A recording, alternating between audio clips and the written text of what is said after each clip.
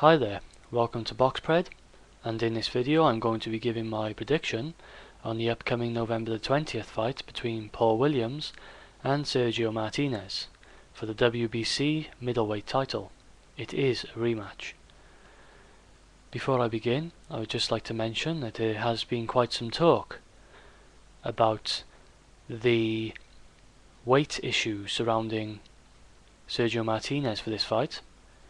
There is a stipulated catch weight by the Williams camp of 158 pounds, and at an earlier weigh-in with about a month to go, Sergio Martinez weighed in at around 176, I believe, meaning that he would have to lose quite a lot of weight in quite a short amount of time.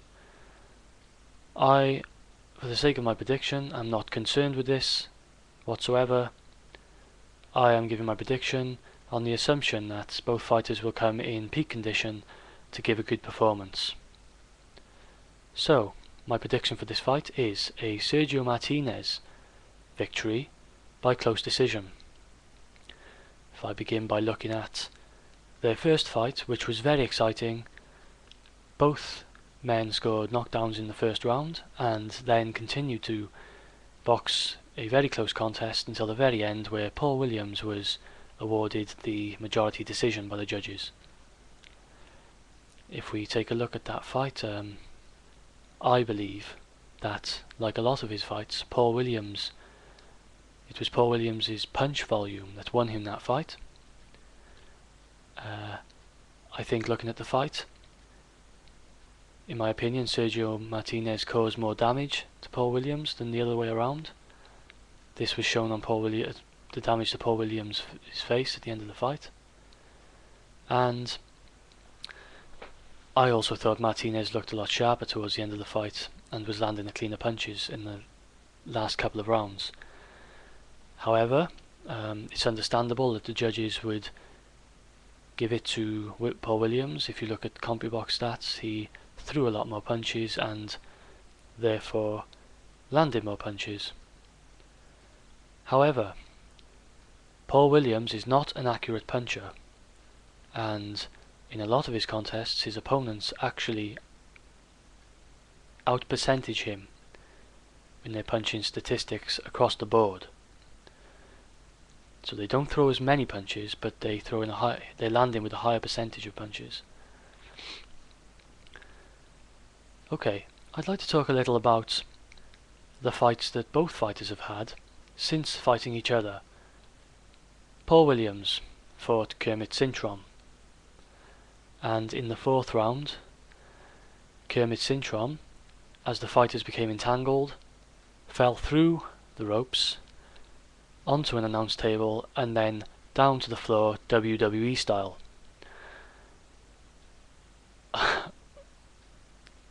Because of the California state rules, the fourth round had already begun, and it went to the judges' scorecards, where Paul Williams was ahead with the judges and therefore scored a victory by technical decision. It would seem that quite a lot of people actually had Paul Williams behind in that fight. I thought he looked very unimpressive and struggled against Cintron in those early rounds. I think that Cintron was able to sort of stop the volume of punches that Williams normally throws. And if we look at the one defeat that Paul Williams has in his career, it was in his first fight against Quintana, who was able to do exactly the same thing.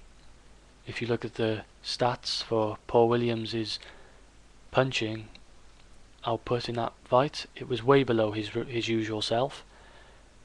I may be wrong, but instead of throwing his regular around 100 something punches around, Williams actually threw around 60 something punches around on average, something like that. Maybe wrong, but it's a big decrease from what he normally throws in a match. And this is all credit to Quintana, who, if you watch the fight, was quicker than Williams in my opinion. He got to Williams, he got to beat Williams to the punch and countered Williams all night. and that's why he was able to pick up the decision, because he had reduced the volume of punches Williams threw. In contrast, Sergio Martinez fought Kelly Pavlik in his fight, and I was impressed by him again. He's continuing to show he's one of the top men around today, one of the top boxers. I think it was good practice for Sergio Martinez to fight Kelly Pavlik, because Kelly Pavlik is also quite a rangy fighter who has a good attack. Not necessarily a good defense, but quite a good attack, and he relies on this, as does Paul Williams. One thing Kelly Pavlik did in that fight against Sergio Martinez, however, which is something Paul Williams needs to work on, is he tried to use his jab, which he did have some success in doing against Martinez. I thought Sergio started that fight pretty well, but then Pavlik's jab started to sort of neutralize Sergio Martinez and keep him at bay, keep him outside. However, Sergio Martinez, the caliber of fighter that he is, managed to cut Pavlik and took the fight from there and won with a unanimous decision. So, just to talk a bit more about Paul Williams in this fight, I like Paul Williams. I think he's good for boxing, as is Sergio Martinez. They're exciting fighters. But for the sake of this contest, I just want to pick out the weaknesses of Paul Williams.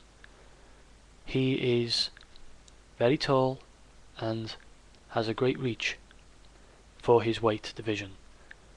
These are attributes, physical attributes, he does not utilize to their full extent. He does not use the jab constructively enough. He throws wide punches. Now, with his reach and his height, he should be throwing straighter punches, working on throwing straighter punches to keep his opponent on the outside and to stop them from coming inside, to stop them from countering, which is what Sergio Martinez does. He is a counter-puncher, yeah? He also, Paul Williams, sort of crouches down, giving away that height advantage. These all work against him, and Paul Williams fights the same fight every fight, so you know what you're going to get from Paul Williams.